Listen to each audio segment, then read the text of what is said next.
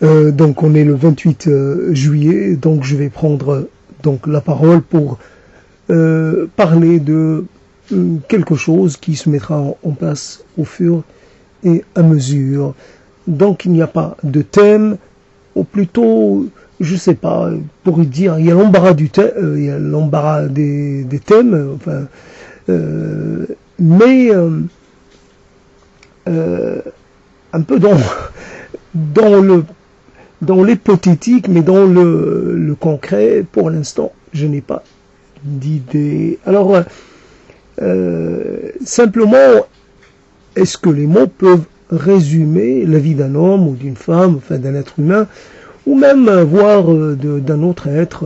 Est-ce que les mots, est-ce que la façon que nous avons de nommer les choses, de leur donner un statut, une identité, une histoire, etc., une épaisseur, hein, quelque chose de concret, est-ce que la façon dont nous entretenons les rapports avec l'autre, l'altérité, l'alter ego, peu importe, avec ce qui n'est pas nous, ou ce qui est, voilà. Alors, est-ce que, obligatoirement, si on était seul au monde, est-ce qu'on aurait eu besoin des mots pour essayer d'installer une compréhension, une maîtrise de notre environnement, de serrer les choses, de distinguer entre les choses. Manière, donc, est-ce qu'on aurait eu besoin d'un mot comme celui du discernement? Alors, on pourrait dire, le mot discernement est intéressant parce qu'il peut être traité sous un angle positif ou négatif. Donc, il peut y avoir le bon discernement comme le mauvais discernement. Souvent, nous pensons que nous avons fait un peu, que nous sommes partis du bon côté de la notion, du concept, mais en fait, peut-être qu'on était partis dans l'autre sens et qu'en fait, ce que nous allons mettre un peu sous quelque part sous d'où nous allons parler, c'est quelque chose qui va être à l'envers de ce que nous pensons ou ce que nous désirons dire ou faire parvenir. Donc les mots, est-ce que les mots sont nécessaires? Est-ce que la parole, est-ce qu'elle sert à quelque chose? Donc la parole évidemment ressemble à ces choses qu'on va mélanger. Évidemment, puisque ce sont des ingrédients bien identifiés, donc on va les mélanger à chaque fois. Donc les ingrédients vont changer de place, ils vont se retrouver, changer à chaque fois donc de voisinage. Mais en fait, les ingrédients resteront les mêmes, la quantité est la même. Et on ne pourra pas dire oui, peut-être un miracle va se produire, il va y avoir un ingrédient comme ça qui apparaîtrait de façon non prévue, voilà, l'imprévisible, quelque part, encore un mot intéressant, le prévisible et l'imprévisible. Et il y a un mot pour parler d'une chose évidente ou d'une chose qu'on a déjà déterminée, puis la chose qu'on ne peut pas déterminer, l'imprévisible, l'indéterminable, l'inexplicable, l'inattendable, l'inespérable presque, l'imprévisible. Alors, prévisible, c'est quelque part une chose que nous pourrions dominer, maîtriser. L'imprévisible, c'est la chose un peu aléatoire, mais dans un sens qui peut être un sens défavorable, pas évident. Donc, l'imprévisible, alors le discernement, discerner entre la réalité des choses, la réalité de ce que nous voyons, la réalité, la véracité de nos comment dire, la véracité de nos sentiments, de nos conclusions, la véracité de nos observations, enfin la véracité de ce que, la véracité, la vérité, la vraisemblance, de la chose que nous sommes en train d'expliquer ou comment dire. Alors, donc les mots.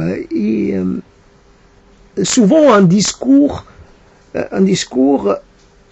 prend une forme assez monolithique. Un discours, c'est un discours. Ça commence par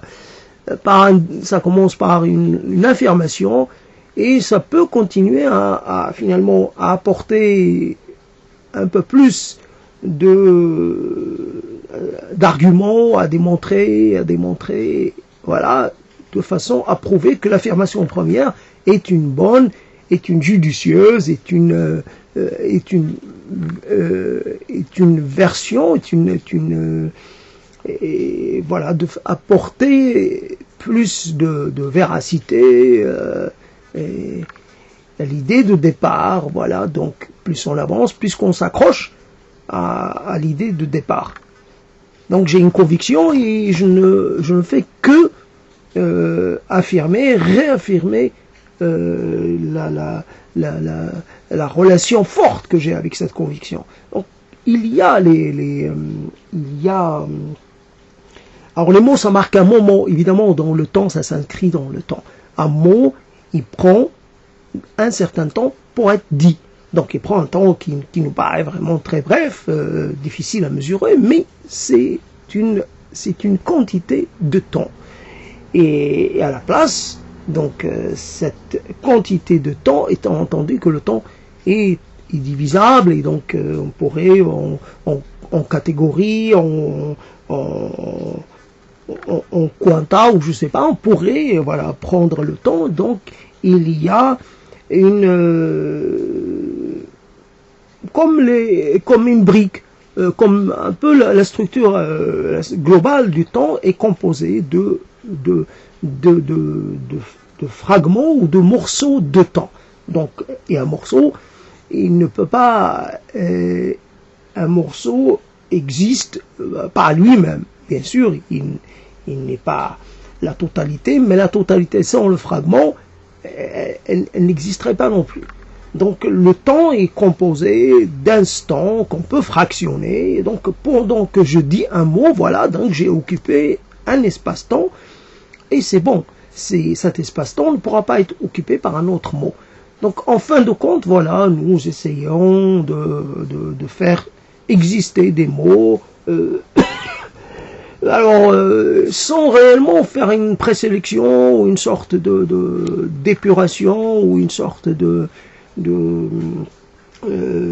comment dire, de valorisation. On fait pas avancer, on met pas en avant un mot au détriment par rapport à un autre. Il n'y a pas cette sélection, cette sélectivité, ou peut-être ce favoritisme. Donc voilà.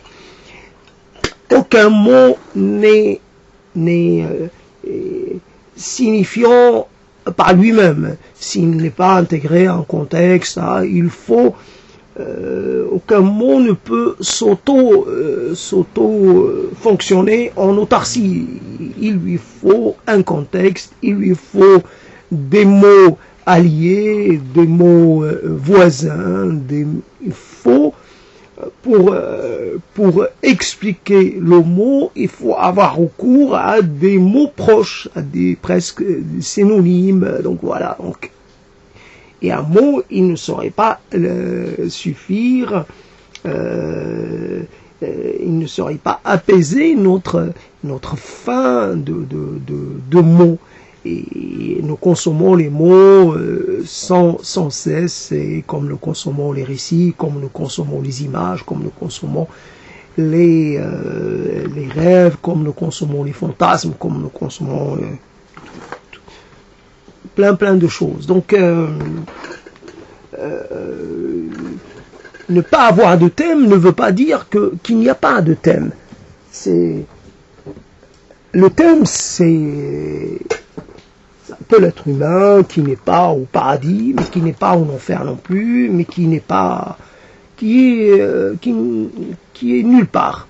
qui est nulle part tout en étant quelque part. Donc je suis là, mais en fait je sais pas ce que j'y fais. Voilà, de façon claire et nette, je sais pas ce que je fais. Ce que je fais là, ce que je fais encore là, je pourrais ne plus être là. Il n'y a pas de raison pour que je continue d'être là, et pourtant je suis là. Donc la chose qui est à un moment, on pourrait dire, le droit à la parole, voilà, un droit aussi important que celui je sais pas, d'avoir une forme de sécurité matérielle, sécurité affective, mais les mots, c'est une forme de sécurité où le minimum vital sémantique,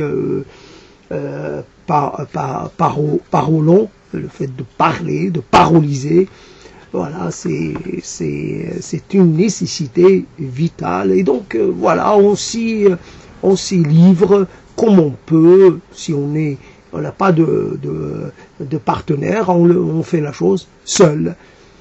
Alors, il peut y avoir un partenaire imaginaire qu'on pourrait un peu convoquer, ou faire apparaître comme ça, sans même pas faire appel à un génie ou à un quelconque être un peu fantasmatique. Voilà, donc il n'y a pas de génie de la lampe, il n'y a rien, il n'y a pas de formule magique, il y a des mots qu'il faut continuer de faire un peu défiler, de déglutir ou je sais pas,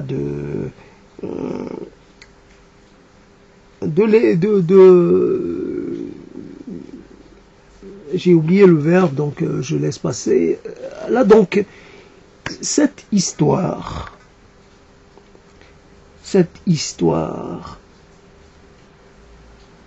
comment un mot, une logique, une suite de mots peut finalement être comprise de plein de façons. Nous pensons toujours que si nous disons les choses clairement, on pourrait être compris immanquablement, on sera compris de tout le monde. Mais il y a toujours quelqu'un pour dire non, c'est ta façon de voir, c'est ta façon de comprendre, c'est ta façon d'expliquer, c'est ta façon de raisonner. Il y a un renvoi vers soi. Donc je suis un peu en individuel dans cette affaire. Voilà, je ne peux pas prétendre à la moindre universalité. Et voilà, donc je suis renvoyé vers mon côté fragmentaire. Voilà, donc c'est ça les mots.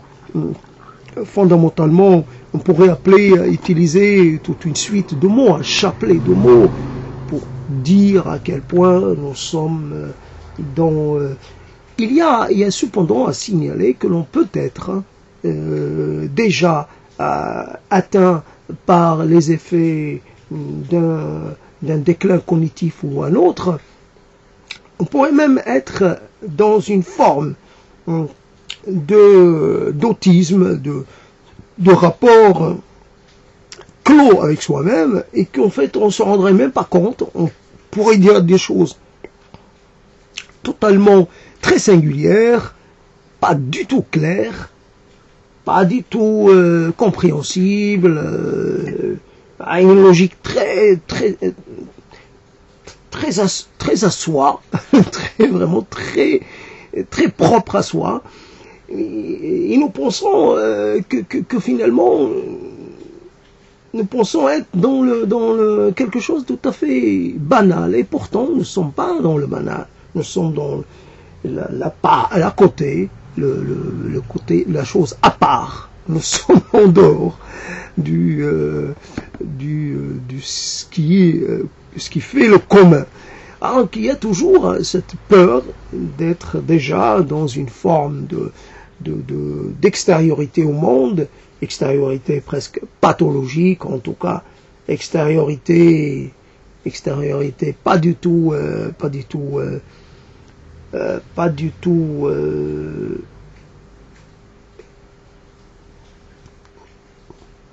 donc utiliser les mots, essayer de bien les utiliser ou si les mal utilisés, pour donner un aperçu sur quelque chose qui est là, qui voilà, qui semble nous interpeller, mais cette chose, nous n'avons rien, nous n'avons pas n'avons plus les moyens, n'avons pas la force, nous sommes atteints par une forme de paralysie, nous ne pouvons rien faire, nous laissons filer. Alors nous laissons filer les minutes, les secondes, les heures, les jours, les années, nous laissons filer un rêve, nous laissons filer un potentiel. Voici que j'entends parler de le carré, et le carré, voilà. Et le carré est mort, évidemment, mais il reste des choses de lui, voilà. Mais moi, je sais pas. J'aime pas trop cette façon d'installer des personnages dans des situations, de les faire un peu jouer, à se faire la guerre, ou à jouer le jeu de l'amour. De toute façon, jeu de l'amour, jeu de la mort, jeu de la haine, jeu de ceci, de cela.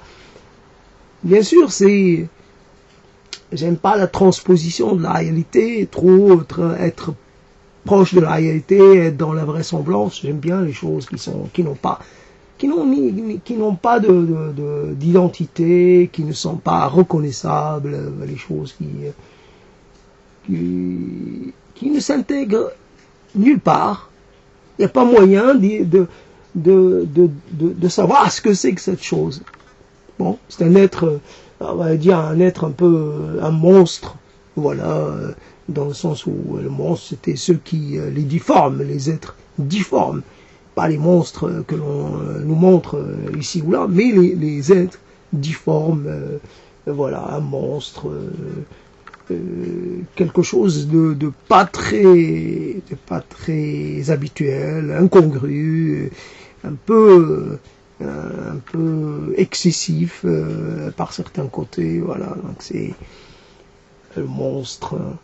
Et après, le monstre qui se cache en nous, bon, c'est le monstre que nous hébergeons en nous, qui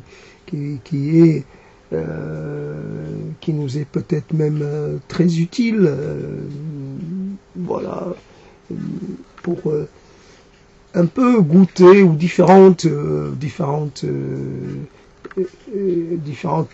moments ou différents, je sais pas comment le dire. Alors les mots.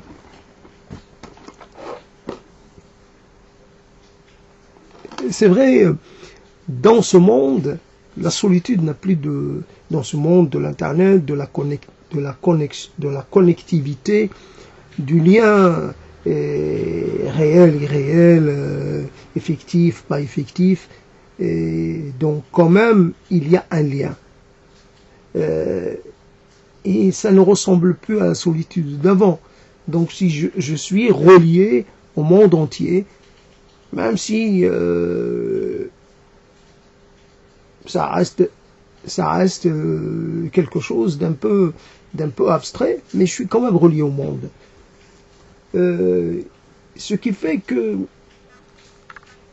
on pourrait dire, le monde vient à moi, bon, donc je suis pas obligé d'aller jusqu'à lui, puisque j'ai tout ce qu'il me faut, donc c'est bon. Mais d'un autre côté, la chose est que, j'ai oublié ce que je voulais dire, être là, dans cette situation, en fait,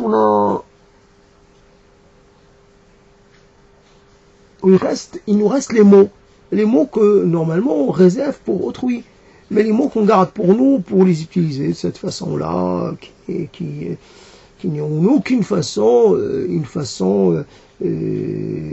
comment je pourrais dire, une façon compensatoire ou compensatrice. Il n'y a pas de compensation. Un être humain, c'est l'accès à des choses très, très diverses, très variées.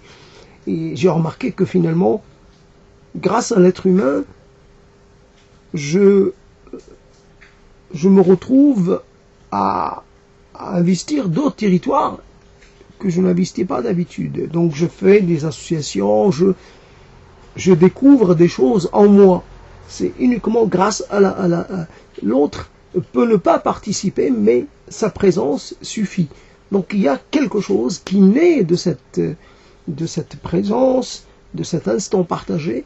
Et donc j'ai quelqu'un en face de moi, il suffit qu'il y ait quelqu'un pour que je me mette à pondre, à relier des choses entre elles, à finalement faire des propositions, à chercher à investir, je sais pas, à aller dans des endroits où je ne vais pas d'habitude, où j'y suis jamais allé plutôt, je suis jamais encore allé. Donc quelque part, je me découvre explorateur, je me découvre découvreur, je me découvre inventeur, je me découvre précurseur, je me découvre, je peux me découvrir brillant, génial, il y a toutes sortes de choses comme ça. Évidemment, j'ai accumulé un peu les superlatifs, mais c'est pas grave, c'est juste pour...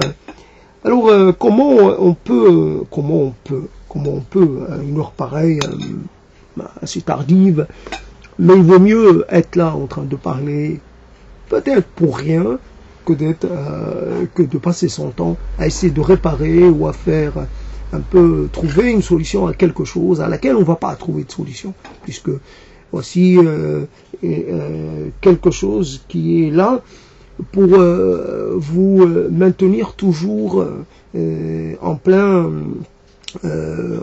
avec une charge de travail phénoménale. Et vous avez toujours quelque chose en retard à faire, parce que vous avez une chose à comprendre, et puis une chose à comprendre, puis une chose à faire, une chose à réparer, à rectifier, une chose à rattraper. Des milliers de choses, de tâches qui vous attendent, et finalement à la fin, vous en faites ces milliers de tâches, vous n'en faites que quelques-unes, et parce que vous n'avez pas les moyens matériels de tout faire. Et c'est...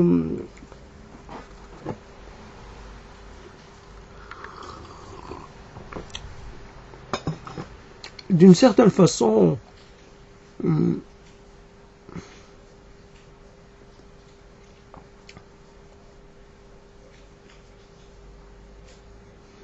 d'imaginer qu'à cette heure-ci, il y a des gens qui parlent,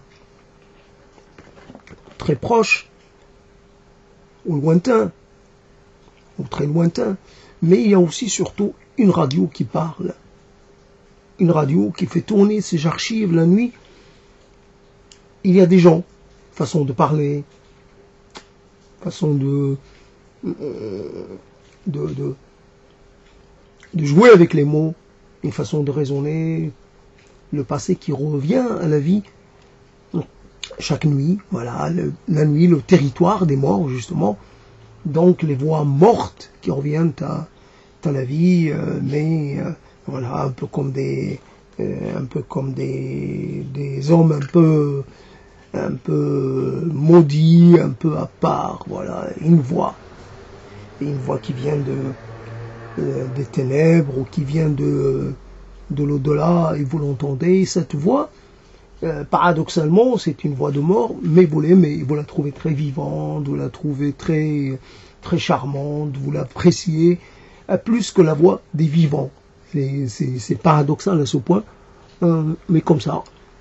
Vous aimez ces voix, peut-être un peu maniérées quelquefois, il vous semble qu'elles le sont, mais c'était la manière de parler d'il y a quelques décennies. Alors, il y a des gens qui parlent, même s'ils sont morts, et moi, j'ai envie de parler aussi, quelque part d'occuper un espace totalement abstrait, il faut pas... Il n'y a rien de concret là-dedans. La parole, c'est tout sauf concret. Ou alors, on peut aussi considérer que le monde, dans son intégralité, mot compris, est un monde totalement fictif et abstrait, qui n'est pas du tout concret. Mais cela est largement est largement envisageable. Que le monde soit une fiction totale, absolue, ça, il n'y a aucun problème. Je me rappelle, voilà, j'ai vu un comédien habillé d'une certaine façon. Une pièce à costume, mais pas très ancien, peut-être début du siècle dernier ou quelque chose comme ça. Mais je sais pas, je pense pas que j'ai apprécié tant que ça le comédien ou quelque chose comme ça, mais en tout cas je l'ai vu après, normal comme tout le monde, et j'avais pas aimé. Donc peut-être que j'ai plus accroché, j'ai trouvé que cette personne costumée avait plus d'allure ou sortait de l'ordinaire. Alors voilà, donc le théâtre peut-être peut nous permettre un peu de goûter à ce monde qui pourrait quelque part faire entrevoir un peu, nous mettre un peu la puce à l'oreille quelque part. Il est possible que on est tous quelque part engagés dans une pièce à l'échelle cosmique, etc., que chacun de nous a un rôle à jouer, et facilement en jouant sur le temps. C'est pas 1h30 ou 2 heures ou quelque chose comme ça. C'est pas le temps, la temporalité qui est la nôtre qui compte. C'est on peut jouer sur une autre échelle de temps. Voilà, donc 60 ans, 70 ans, 78 ans, c'est comme 2 heures pour nous. Il suffit de changer d'échelle de temps. Donc j'ai l'impression, moi, pendant que je joue mon rôle qui aurait duré 80 ans, j'ai l'impression que ça a pris du temps. Non, finalement, c'est uniquement moi qui le vois ainsi. On peut jouer avec le temps de toutes les façons, de toutes les manières possibles. On sera toujours dans le vrai, puisque le temps est le domaine de la conjecture et des hypothèses les plus invraisemblables, les plus libres, voilà, les plus débridées. Il n'y a pas de comment dire, il n'y a pas quelque chose qui n'y a pas de il n'y a pas de limite, justement. Il n'y a pas, on peut pas dire tiens, il faut pas, cette limite là il faut pas la dépasser parce que non, ça tiendrait pas. Tout tient. Dans le domaine de la physique, on peut tout imaginer. Voilà. Pourtant, la physique, c'est le domaine du concret. Et pourtant, c'est le domaine où le concret est vrai jusqu'à preuve du contraire. Donc c'est ça. Donc très facilement, on débouche sur le concept du vrai, et du pas vrai, ou du juste un peu vrai. Ou de la chose vraisemblablement vraie, mais il reste une zone, un espace d'incertitude, voilà, une zone grise. Comment mais voilà, il est possible que la zone grise s'étende et finisse par englober le tout. Quelque part,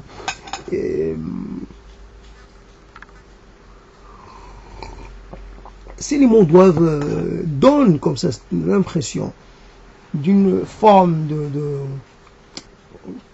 d'errance, d'une forme de aller-venue sans but, ou de piétinement sur place, peu importe, parce que c'est ça. Il n'y a pas réellement de démarche ou de geste vers l'avant. L'avant n'est qu'une manière aussi, là encore, de présenter les choses. L'avant, l'après, enfin, vers l'avant, c'est-à-dire en avant, dans le sens vers ce qui vient, l'avant. Comme on dit, une avance, et des choses comme ça. Avance, c'est avancement. Donc vers l'avant. Et donc l'avant, l'arrière, quelque part, tout cela se mélange. Et on peut même douter quelquefois du mot qu'on utilise. Ouais, jusqu'à maintenant, je l'avais pris pour argent comptant. Maintenant, j'ai un petit doute. Et je sais pas. Je commence un peu, je sens une forme comme si le rapport un peu de confiance que j'ai avec le mot un peu s'effrité, se dilité.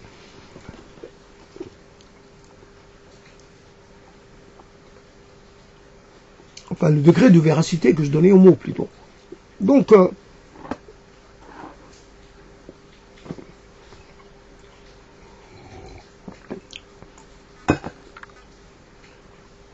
il y a toujours cet aspect des choses qui est d'ingurgiter, finalement que ça atteint un lieu, et finalement tendance à penser que les choses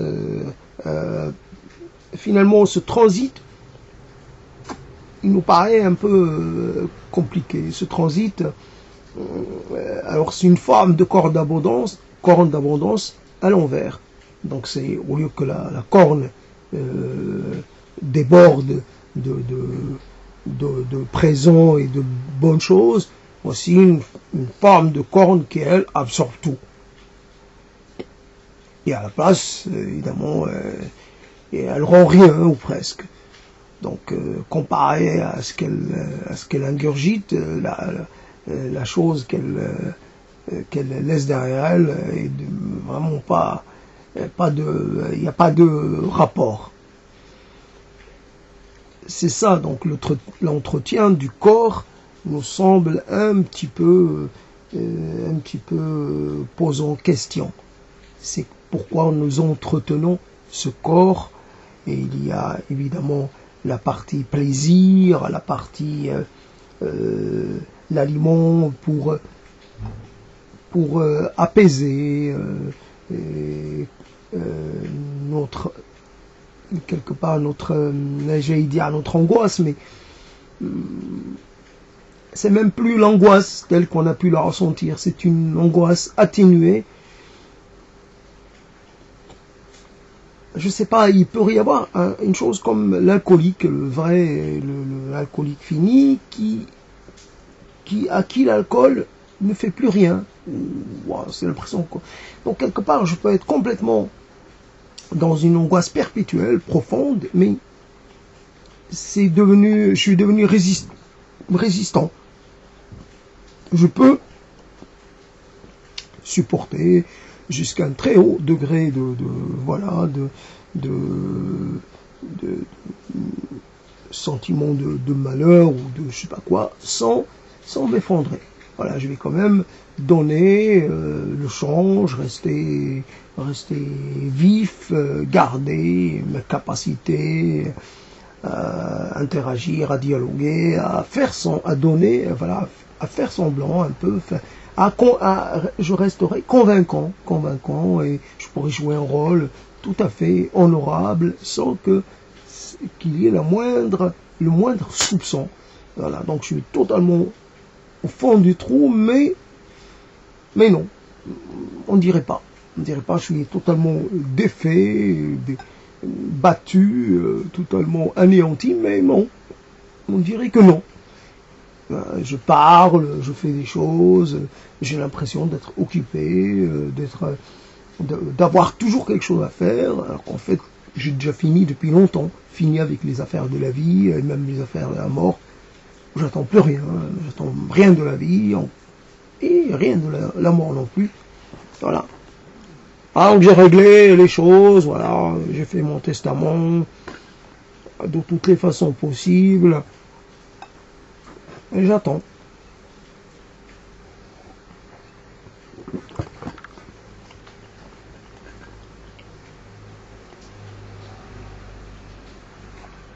J'ai vu une tête de femme, et j'ai vu un crâne, évidemment, un beau crâne, un crâne d'un arrondi extraordinaire, un crâne attendrissant, pas une tête attendrissante, un crâne attendrissant. Il me dit voilà, regarde là, imagine là les orbites vides, mais quand même, je l'imaginais la mâchoire encore rattachée au crâne. oui, la mâchoire inférieure, non, j'aime qu'elle soit rattachée. Donc que l'intégrité de la bouche soit conservée. Mais voilà, donc quelque part on n'est pas seulement les interprètes d'une pièce dans laquelle on a un crâne avec lequel on se promène, il y a un crâne comme ça qui devient soit un participant à temps plein quoi du jeu, ou alors juste une forme d'accessoire, ou un accessoire absolu, enfin un accessoire doté d'une personnalité forte, voilà, un crâne. Je sais pas comment dire. Il faut imaginer que l'on regarde notre propre crâne et qu'on le tient au bout du bout des bras, et qu'on dise voilà, et qu'on lui parle. Qu'est-ce qu'on pourrait dire à notre crâne si on avait la possibilité? Cette histoire qui est de s'attacher à la vie comme si on devait demeurer éternellement vivant, et alors qu'en fait on pourrait disparaître très facilement, et donc un peu sortir de tout engagement. On serait dans l'impossibilité de s'engager pour la moindre des choses. Donc, et on pourrait, aujourd'hui je défends une philosophie, je pourrais être en train de défendre des valeurs, de vraiment batailler pour faire plier mon adversaire, pour le convaincre de la justesse de mon hypothèse ou de ma doctrine ou de mon point de vue. Je dois batailler parce que pour moi c'est une question essentielle, c'est une question d'honneur, c'est une question. Et demain, mort, je voudrais juste être capable de m'engager dans des batailles vraiment comme on pourrait dire, de basse intensité, vraiment des petites batailles où je dirais tiens, peu importe qu'on soit enterré ou ci ou là, non, l'autre dirait non, moi je préfère être enterré dans quelque chose, voilà, le pH ne me convient pas, ce pH ne me convient pas, je préfère la terre comme ça, acide, ou plutôt, je sais plus comment on dit, un peu plus si différence d'acidité, un peu plus j'ai oublié, je préfère une autre terre. Et pourquoi tu aurais cette préférence-là? Toutes les terres se ressemblent quand on est mort. Non, mais il y a des terres un peu plus protectrices. Il peut y avoir une terre un peu qui va vraiment tout bouffer les os, quoi. Une terre trop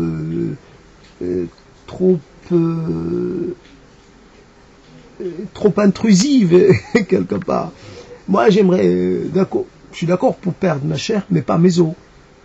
Je suis d'accord pour perdre mes jambes, peut-être, mais pas ma tête. Mes membres, oui, mais pas ma tête.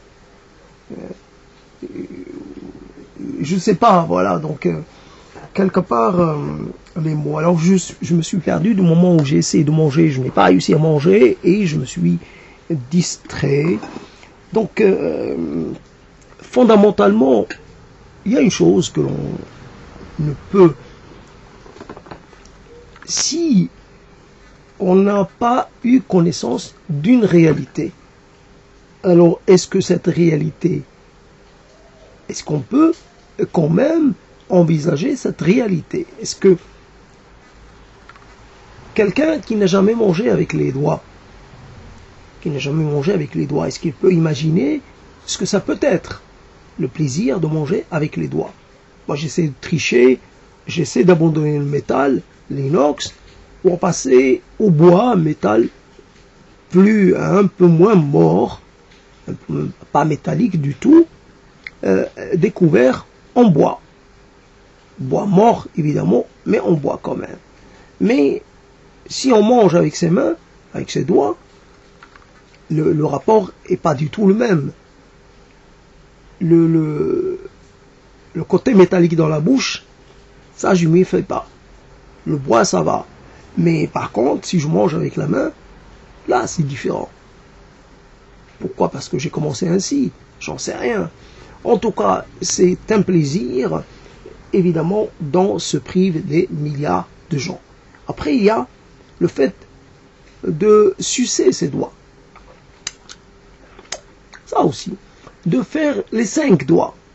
Évidemment de la main droite, puisqu'on mange avec la main droite. En général, quand on est droitier, la société, on mange avec la main droite. Donc, on va sucer la main droite. Et et aussi le fait de lécher l'assiette. Alors là, il y a un plaisir qui n'a pas son pareil. Lécher l'assiette. Ça c'est... Il n'y a rien pour égaler ce plaisir-là. Je sais pas, c'est un jeu sur la fin d'une chose. Parce que souvent, il y a la fin. Alors, c'est pas parce que la chose a été consommée en entier, c'est juste parce que c'est une fin provisoire. On pourrait avoir... C'est comme quelqu'un qui est en train de racler toute son pot de yaourt. La chose est un peu classique. C'est pas parce qu'il n'a plus de yaourt, mais il racle. Il y a ce raclage. Et ce raclage rappelle le fait de lécher l'assiette. De lécher aussi les doigts parce qu'ils conservent un peu de ce qu'on a mangé, mais aussi pour se les nettoyer. Donc il y a un geste des plus naturels, des plus essentiels, des plus premiers, des derniers. Sûrement l'humanité a commencé par manger avec les mains, elle finira en mangeant avec les mains. Si tout le monde mangeait avec les mains, évidemment, on pourrait actualiser ça de façon très concrète, très claire et très bon teint, pour y dire. Si les gens mangeaient avec les mains, donc on pourrait économiser je ne sais pas combien de forêts, parce qu'on ne serait pas obligé. Si on mange avec des baguettes et que les baguettes sont à usage unique, par exemple, etc. Donc il y a une économie.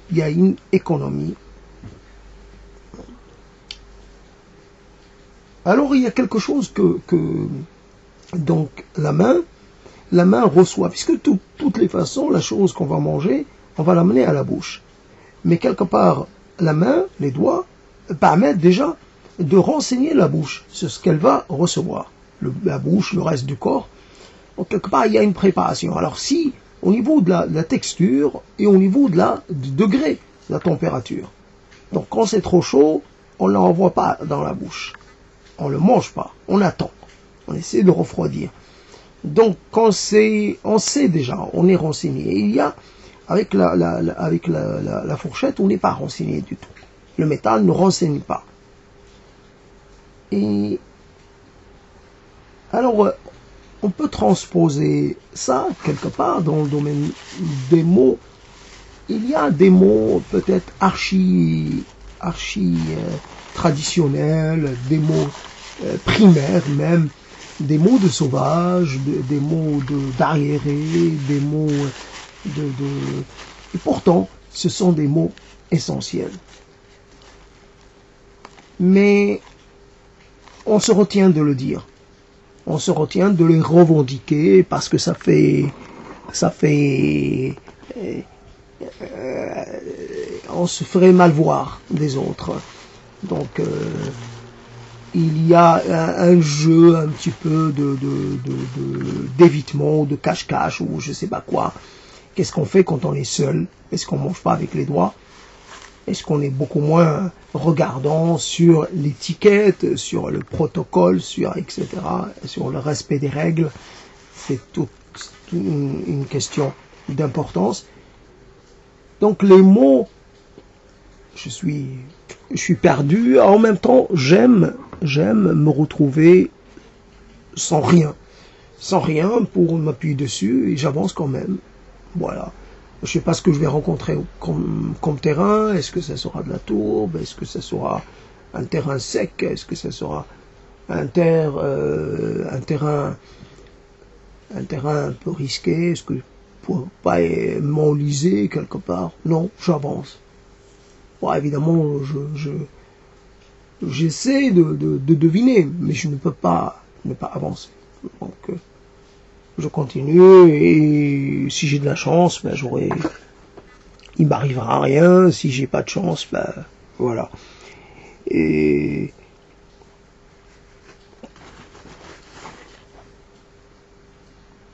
alors je fais des choses, je fais une sorte de sursis. Il y a toujours, on dirait pour les gens qui ont eu affaire à la justice, un sursis qui pourrait tomber. Voilà, un sursis. On est toujours en sursis. Alors pour une raison qui nous paraît claire, et quelquefois on est en sursis pour des raisons que nous ne pouvons pas pressentir ou deviner ou presscientiser. Il n'y a pas moyen de savoir ce qui nous attend.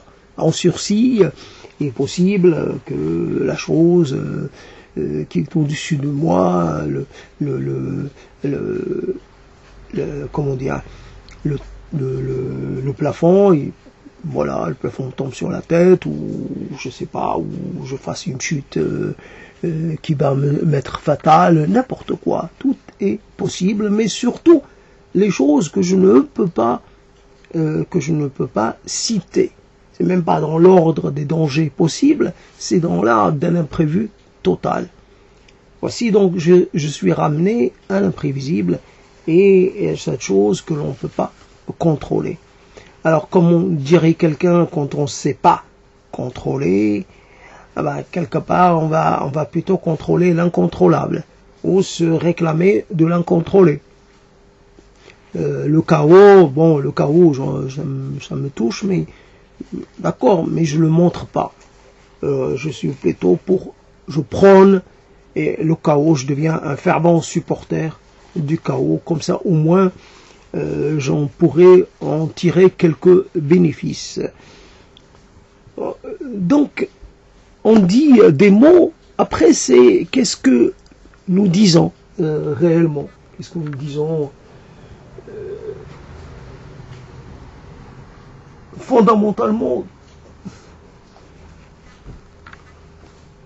Quels sont les mots qui ont une vraisemblance et quels sont les mots qui n'en ont pas? Quels sont les mots qui sont justes et les mots qui sont un peu qui n'ont pas trop de légitimité, qui n'ont pas trop qui sont indéfendables, qui seraient un peu bâtards, un peu qui n'auraient pas droit au respect, voilà, à la considération.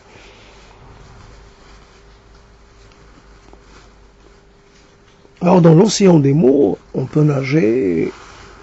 Alors c'est pas un océan, c'est des océans qui se succèdent et avec à chaque fois des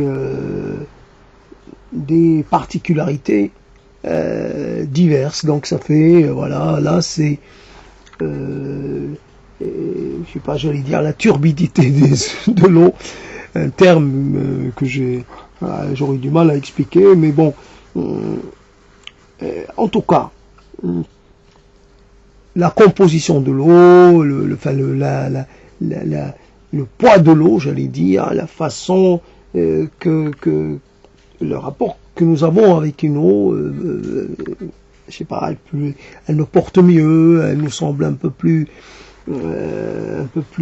aussi côté température, côté, je sais pas, je dirais pas côté salinité, mais donc on est dans un immense paysage, mais les paysages sont très divers. Donc à chaque fois il y a quelque chose qui est très particulier, et juste après c'est une chose différente, mais qui participe quand même, voilà, du même ordre.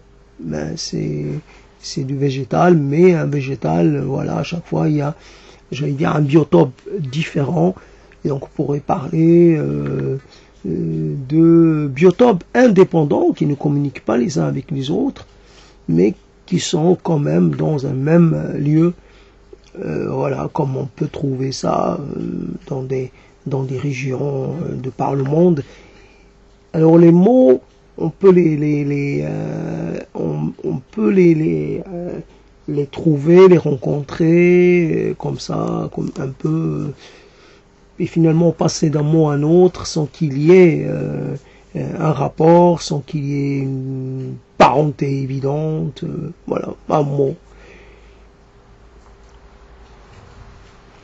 Alors le résultat final, le résultat sûr, c'est que l'être, il ne devient plus quelque chose que l'on peut désigner par un terme ou un autre, par un qualificatif ou un disqualificatif, mais un être éclaté, fragmenté, c'est la réussite la plus absolue, être arrivé à une fragmentation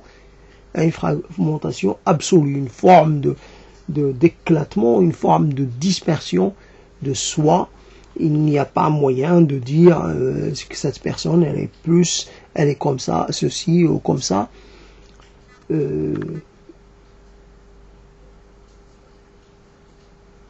Alors, là aussi, on pourrait dire que on ne peut plus se proclamer ou se revendiquer d'une appartenance, d'un lieu, d'une histoire, d'un récit, d'une langue. On est tout ça à la fois et en même temps on est rien de tout ça. On est l'humain, mais en même temps on fait pas partie de l'humanité. On garde un peu une forme de relation, mais il y a longtemps on s'est éloigné de l'humanité, ou alors l'humanité s'est éloignée de nous, donc ça revient au même. Comment tenir, au moins tenir jusqu'à 1h30, faire 1h30 c'est le minimum, donc à continuer de nager, de faire des mouvements pour ne pas disparaître, voilà, garder la tête un peu au-dessus des eaux.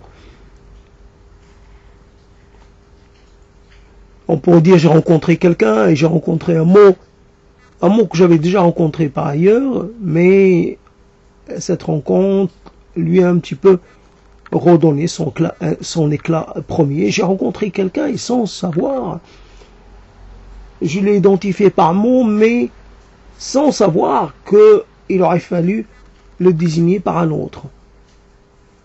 Voici un traître magnifique. Voici un traître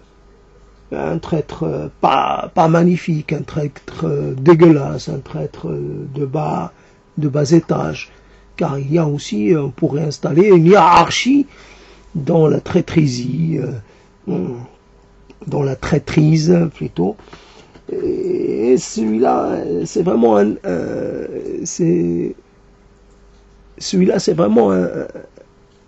traître. Il n'y a pas moyen de le nier. C'est un traître, mais un traître qui continue quand même de me charmer. Je ne peux pas je peux pas le détacher de son statut de traître. Mais pour lui, j'ai quand même des circonstances. Je suis pas compréhensif, mais je laisse un peu le bénéfice du doute d'une certaine façon. Donc c'est un traître. Alors il peut y avoir le traître absolu, total, final, pas moyen de lui trouver la moindre excuse, même tirée par les cheveux. Non, c'est vrai, un traître qui a commencé sa carrière de traître il y a longtemps déjà. Alors, simplement dans ce voyage avec les mots, un voyage un peu chaotique, mais Mais c'est le propre du voyage. Le voyage, comme on le faisait dans le temps, c'était une vraie épreuve. Et même aujourd'hui, dans le train ou dans certains autres moyens de transport, on peut quand même se retrouver un peu secoué. Donc, il y a des petites choses, alors ça forme un peu pointillisme, je sais pas, un peu, ça approche de la peinture, dans le sens où, évidemment, il peut y avoir une peinture composée de petites touches qui, finalement, avec un peu de distance, donne quelque chose de très uni, mais finalement, quand on se rapproche, on voit des choses indépendantes ou presque, pas tout à fait reliées, mais sans être totalement reliées. Alors, l'être, donc il y a plein de choses comme ça qui ont un lien avec une chose. Donc le tableau de ma vie, voilà, j'extrais une petite chose ici ou là. Pour moi, quelquefois je vois à quoi c'est relié, mais quelquefois non, ça vient comme ça. Alors les mots viennent parce que c'est en écho à quelque chose que j'ai entendu ou à quelque chose que j'aurais dit comme ça, ou à quelque chose qui remonte à 40 ans ou à 38 ans ou à plus. C'est vraiment quelque chose qui presque fonctionne sans règle précise, qui est libre d'aller et venir comme elle veut, comme on pourrait en avoir le désir. Ok.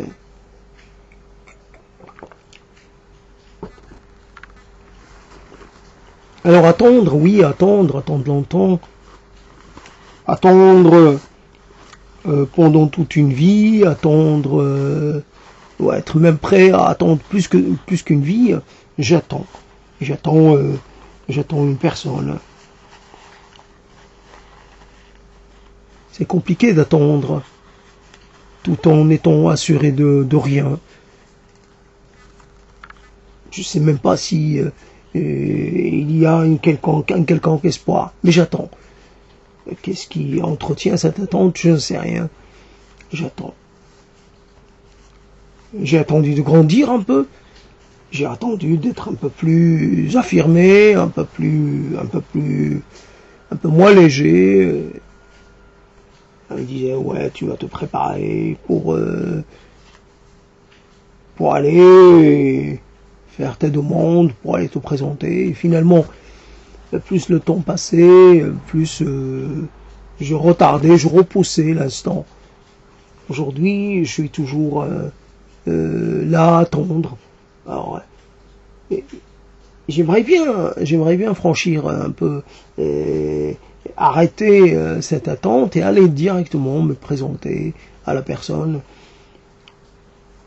Ah, ça peut être une personne, 2 personnes ou plus, j'en sais rien, je sais pas combien de personnes, j'attends, j'attends même pas le retour d'une chose que j'ai déjà connue, j'attends. Mais j'attends et je sais pertinemment que j'aurai rien. Ma tante ne sera pas du tout couronnée de succès, donc il n'y a pas. Alors j'attends en ayant peut-être le secret d'espoir, comme mon attente, voilà, on se termine jamais, parce que ça pourrait confirmer mes pires un peu craintes, voilà, l'être que j'attendais. L'être que j'attendais, il n'a plus rien de. Il ne me dit plus rien. Il ne me parle plus, comme on dit. Il n'est plus attirant, il n'est plus comme je l'ai toujours imaginé. Oh, comme j'ai continué de le voir. Même de façon très... comment dire, un peu fantomatique. Mais si il fut un temps où j'avais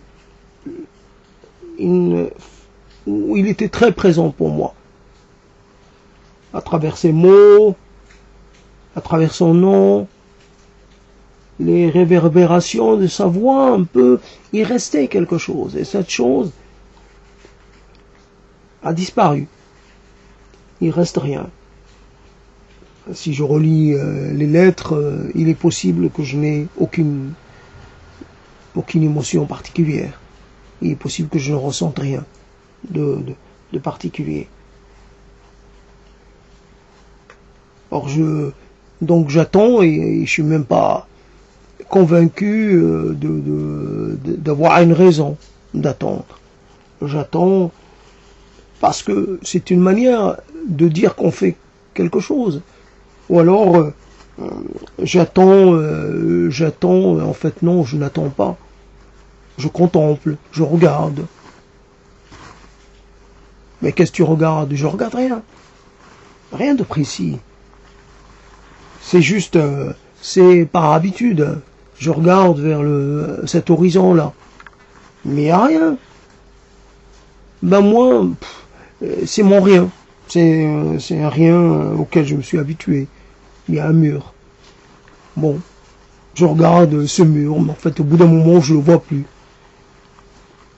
Au bout d'un moment, je suis assis, mais en même temps, j'ai plus conscience de moi-même. Je ne suis ni présent, ni absent. Je suis pas heureux, je suis pas malheureux. Je suis pas nostalgique, je suis rien. J'ai rien comme sentiment. C'est pas le vide, mais c'est pas loin. Voilà, un moment. Alors comme ça, c'est voilà comment on fait venir les mots avec des comme si on s'appuyait à chaque fois qu'on changeait un peu de terrain, on prenait une paire d'attelles ou une paire voilà pour tenir, voilà pour essayer d'avancer quand même. Donc selon la nature du terrain, donc une paire de cannes ou une paire de voilà une paire comme le bâton de marche ou quelque chose.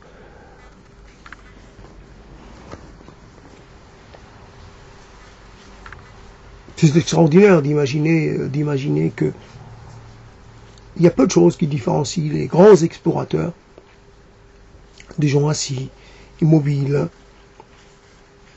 des gens qui ne font même pas de voyage immobile, qui ne font rien, qui découvrent rien, qui ne font même pas un petit pas dehors. Et pourtant, il y a peu de choses qui font la différence entre ces deux êtres apparemment dissemblables. J'aurais bien voulu être dans la position d'une sorte de pèlerin, ou d'un voyageur, d'un vagabond même, voilà. Appuyé sur mon bâton et avançons. Allongeons le pas et avançons. Avec une forme de comment dire, quand on a fait ce pas-là, long, et qu'on a vu qu'on était capable de se projeter en avant, d'être dans la démarche, ou dans la marche du marcheur, d'être dans le rythme du marcheur.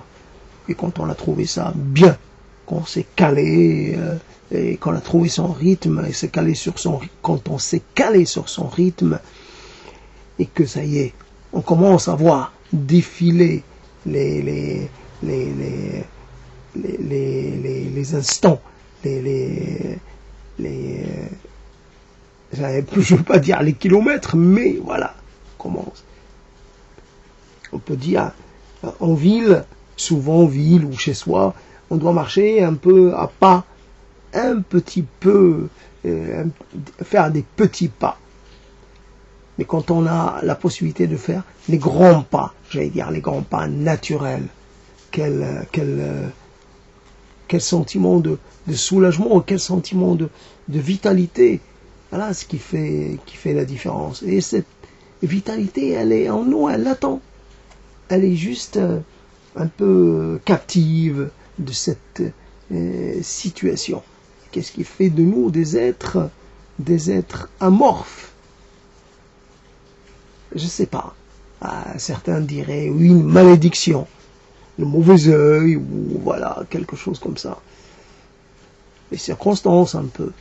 Alors qui est le responsable, soit ou un autre ensemble de circonstances, voilà, le hasard, l'aléatoire, voilà, un responsable qu'on ne peut pas désigner, puisque, évidemment, et comment peut-on savoir réellement, d'abord s'il y a un responsable, et puis finalement, quel responsable?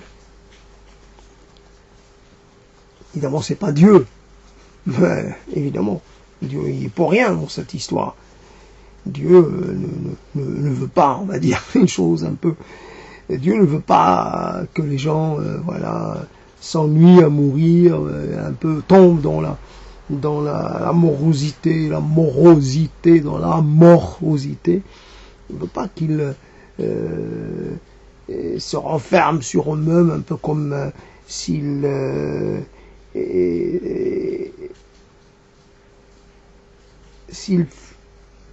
un peu comme s'ils prenaient racine, un peu comme s'ils s'ossifiaient, comme s'ils se rigidifiaient. Il aime que les gens soient dans le mouvement, soit dans le déplacement, soit dans l'exploration, soit dans la découverte. Regardez, voici, la terre de Dieu est immense, elle est illimitée. On pourrait essayer de la parcourir, mais il ne suffirait pas d'une vie. Voilà.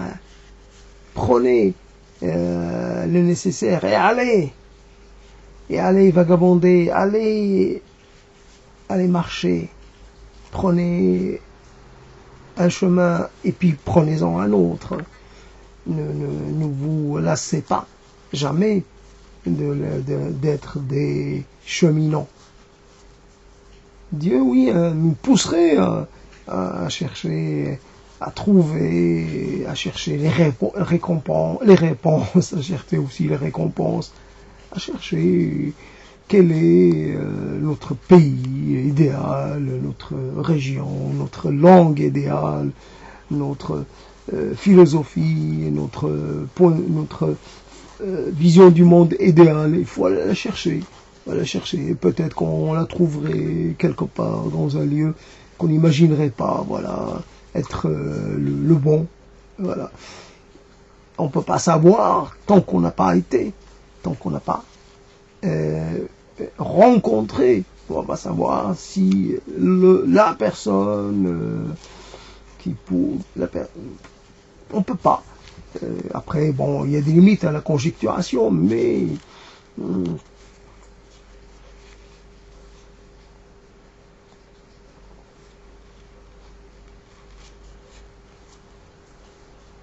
c'est toujours un discours construit, un discours très, j'allais dire, qui respecte une forme de classicisme, d'académisme.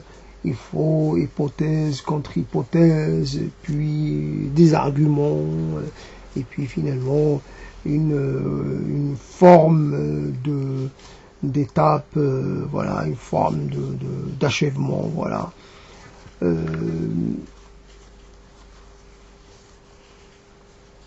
pourrait toujours prendre un sujet et puis le traiter d'une manière finalement à donner, à intéresser une personne ou une autre, voilà. Les gens attendent des choses très claires, très presque didactiques, ouais. Mais ce qui est intéressant, comme dirait l'autre, c'est en essayant, on apprend. Si quelqu'un d'autre n'apprend pas avec vous, vous apprenez avec vous-même. Vous apprenez de vous-même. Et finalement, avec les mots, vous allez à l'exploration de votre propre intériorité. Vous êtes à l'écoute de vos voix intérieures, et qui sont nombreuses, et qui sont souvent très étonnantes, voire plus perturbantes. Vous réveillez vos voix intérieures et vous entendez des échos venir comme ça, remonter du fin fond des âges, de vos âges à vous, aux âges premiers à vous, ou des âges de vous, d'autres personnes, vos ancêtres, ou d'autres ancêtres proches, ancêtres éloignés. Voilà, plus vous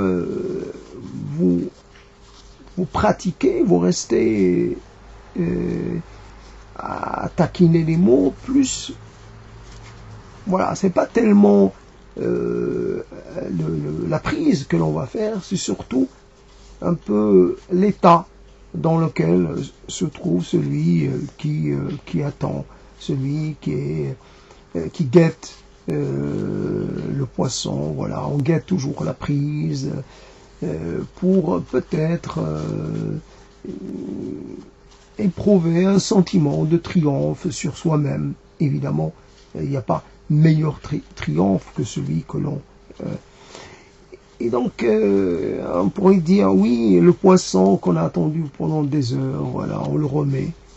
Bon, on lui demande un peu pardon parce on l'aura blessé entre-temps, mais on le relâche. Blessé, mais vivant. Parce que ce qui compte, c'est... Peut-être c'est un résultat un peu pas très convaincant, mais parce qu'on pourrait ne pas pêcher du tout. On pourrait rester là sans rien. Peut-être rester là ou ne pas être là du tout. Essayer de disparaître. Voilà. Rentrer sous terre, entrer sous terre ou n'importe quoi. On pourrait dire que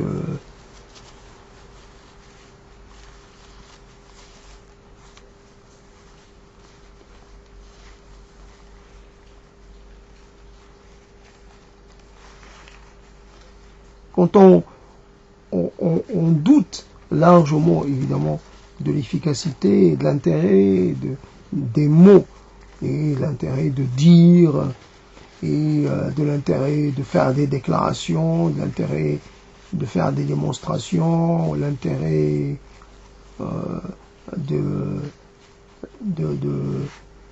comme ça, de dire sans précaution oratoire, de dire une chose, voilà, sans faire dans la voilà, il se trouve que et pourtant votre aveu ou votre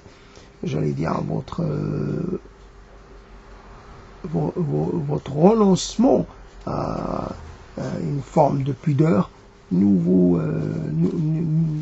vous est pas bénéfique.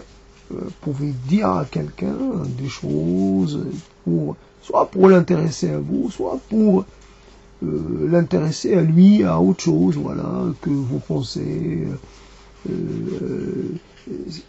essentiel pour lui.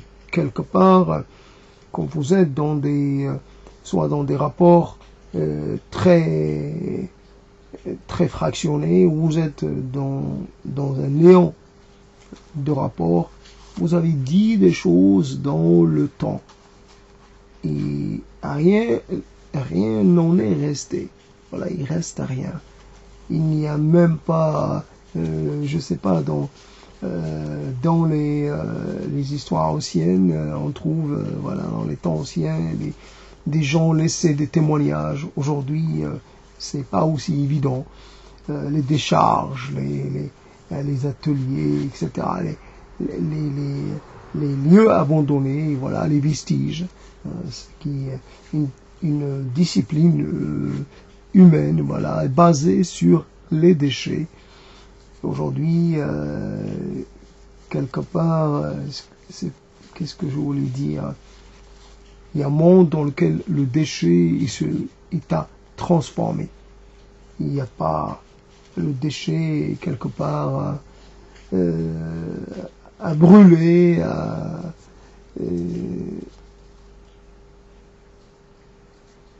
Et un autre terme, et un terme encore plus pénétrant, plus clair,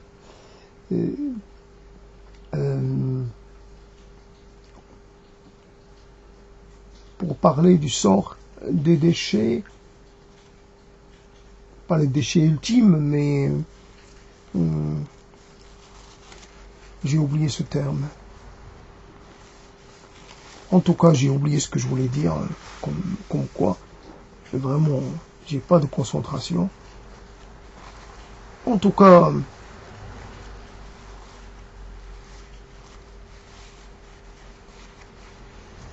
on pourrait appeler les morts à son secours, puisque le vivant, sans sourd, appeler les morts. Et ils sont morts.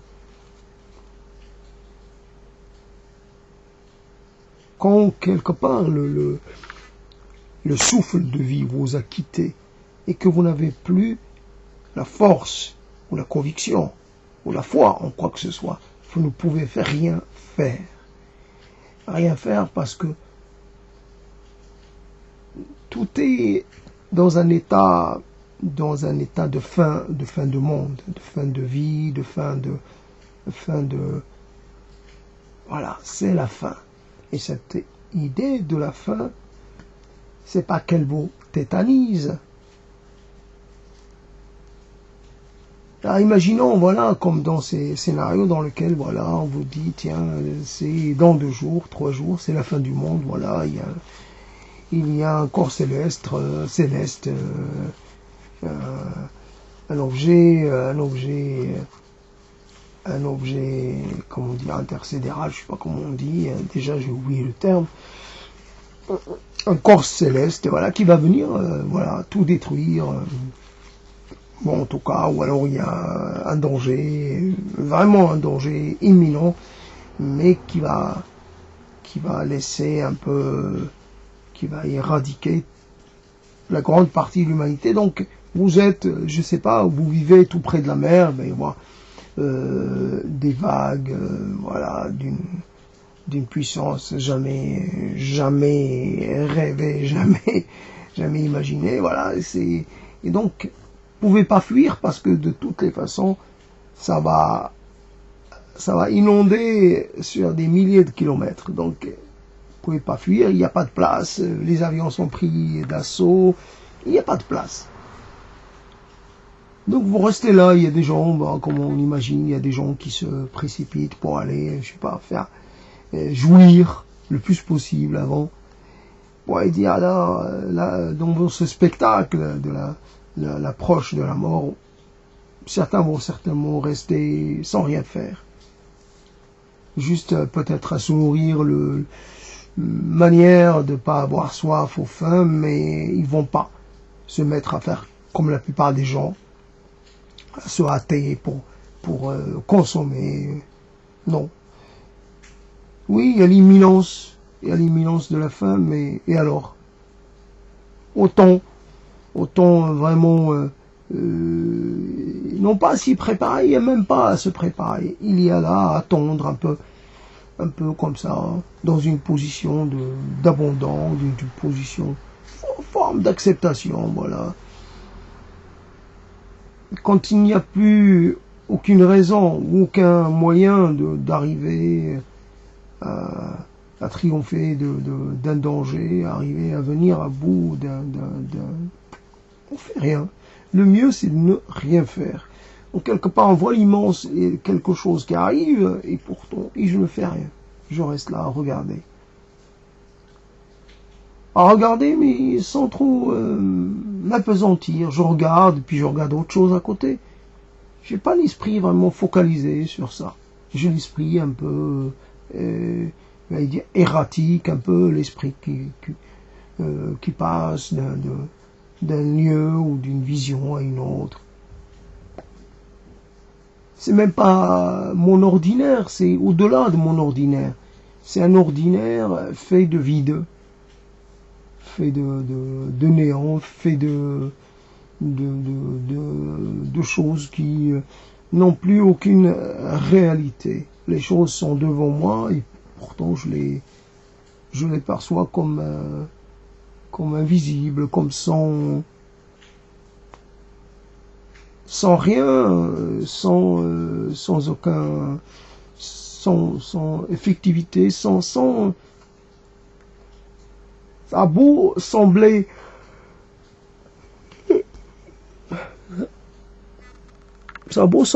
vrai et concret, et pourtant moi non, c'est pas concret, c'est pas réel, c'est encore une ruse d'une puissance d'une autre, voilà, pour se moquer. Comment aligne les mots? Évidemment, il y a toujours quelque chose à retirer de cet alignement de mots et de cette façon que la facilité qu'il y a ou qu'il n'y a pas à aligner les mots.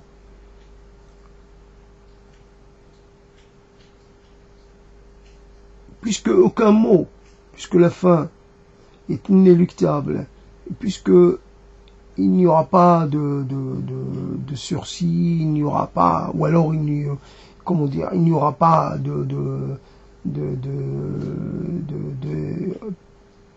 n'y aura pas d'épargnement, il n'y aura pas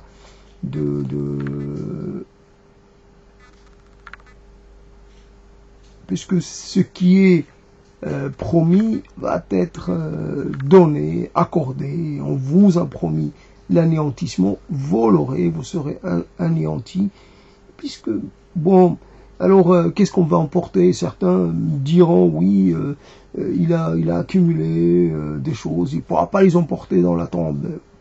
Ouais, je dis beaucoup de mots, je peux pas en emporter dans la tombe, peut-être une stèle, pendant un certain temps, une stèle s'ornera de quelques-uns de mes mots, mais voilà, quelques-uns.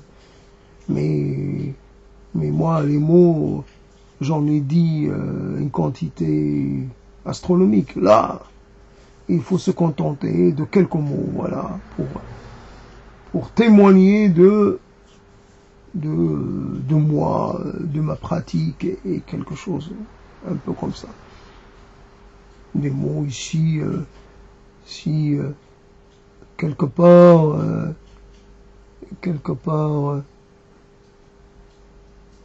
il te semble que le monde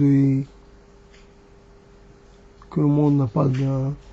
Si quelque part tu commences à, je sais pas quel pourrait être un peu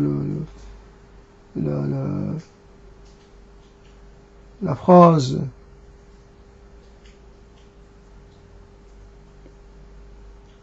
Oui, j'en ai pas trouvé, mais en tout cas c'est assez classique. Il y a toujours un petit quelque chose exprimé avec un petit regret.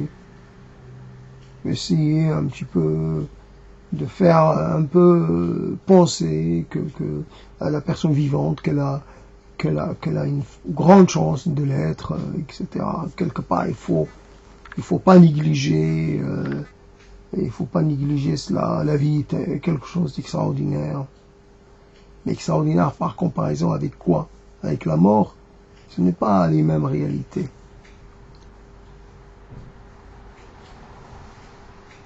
Il faudrait, pour vraiment apprécier la vie, il faudrait avoir le droit de choisir. Voilà, faire un choix à ce moment-là. Mais on ne choisit pas, on est poussé à faire un choix, à donner l'impression d'avoir fait un choix. En fait, la langue est là pour nous emprisonner, pour nous limiter, les règles sociales, les limites biologiques, les difficultés, toutes sortes, un peu les contrariétés, tout cela est déjà en place. Et nous irritons d'un monde qui est déjà qui obéit déjà à des règles. Il faut respecter les règles pour pouvoir un peu avoir le droit de vivre parmi les autres. Voilà comment, quand le corps lâche, à ce moment-là, le corps lâche, il n'aide plus du tout dans l'opération de l'émergence des mots. Il s'en fout totalement. Pour lui, les mots, si une partie de lui veut continuer à aligner les mots, il s'en fiche. Il la laisse faire, mais il ne l'aidera pas. Alors voilà comment on se retrouve empêché pour une raison physique de continuer et d'être dans une forme de présence intéressante. Alors il manque quelque chose. Je suis présent un tiers ou 2 tiers, peu importe, je suis pas présent en entier, loin de là. Mais c'est comme ça, puisqu'il n'y a pas de volonté d'aboutir. Hein. Donc ça aussi, il faut le prendre en compte, d'aboutir. Souvent, l'idée, c'est quand on a la force, l'idée, il y a toujours un peu l'envie de faire comme un coup d'éclat, comme un coup de théâtre, essayer de monter en force, parler fort, interpeller, faire des sortes de, comment on peut appeler ça,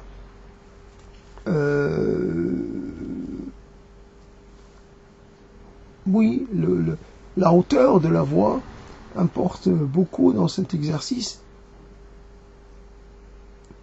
Et on peut pas dire comme ça, par exemple, de façon comme ça, plate, un peu, Dieu, je t'emmerde, ça tombe. Non, Dieu, il faudrait, comme ça, selon, dans une forme d'imprécation.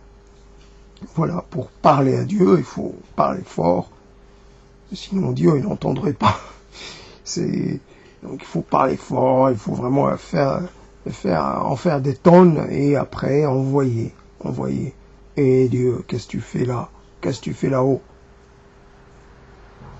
Tu fais jamais, j'ai l'impression que t'es jamais là. T'es jamais là-haut. T'as laissé quoi? T'as laissé un remplaçant? Où est-ce que tu es? Quand t'es pas là où tu es, tu vas aux Bahamas, tu vas aux Baléares, tu vas où? T'es jamais là quand on a besoin de toi. Il n'y a même pas de réponse venant, je sais pas, à ton secrétariat ou un truc comme ça. Ouais, j'envoie une lettre au président de la République, le secrétariat va me répondre. Là, moi, je t'envoie une lettre, pas écrite, mais une lettre. Comme ça, un peu d'âme, à partir de moi-même, quoi. Je t'envoie une prière, quoi.